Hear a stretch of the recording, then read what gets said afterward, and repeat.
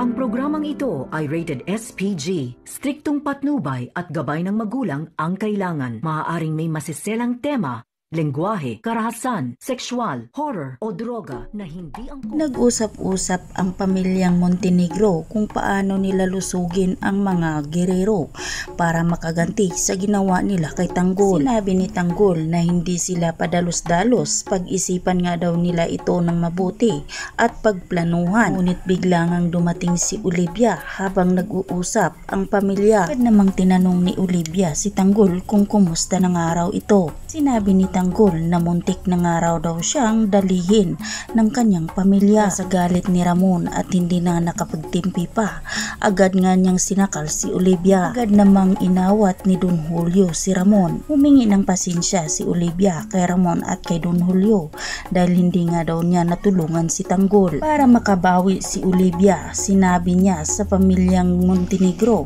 kung paano sila makaganti. Yesta, doon nga raw makabawi si Tanggol at susugurin na nga nila ni Ramon ang pamilyang Guerrero. Samantalang bugbog sirado naman si David ni Miguelito dahil nga daw sa ginawa ni David ay buhay pa rin si Tanggol. Hindi matanggap ni Miguelito na buhay pa rin si Tanggol dahil si Tanggol nga ang kanyang makalaban sa politiko. Inutusan ni Miguelito si Atty. Vera na tapusin na ang buhay ni David. Binigyan ng baril ni Miguelito si Atty. Vera at itinutok ito kay David. Kalabitin na sana ni Atty. Vera ang baril, ngunit agad itong inagaw ni David. Kung ang dahilan na si Atty. Vera ang natamaan. Nakatakas si David at dahil ay araw ng kampanya nila ni Tanggol, hindi inaasahan na magkaharap silang dalawa. Katutukan ng baril dahil nga ay magkaaway silang dalawa, ngunit nasundan pala ni Miguelito si David. Nagulat na lang si Tanggol dahil kumampi si David sa kanya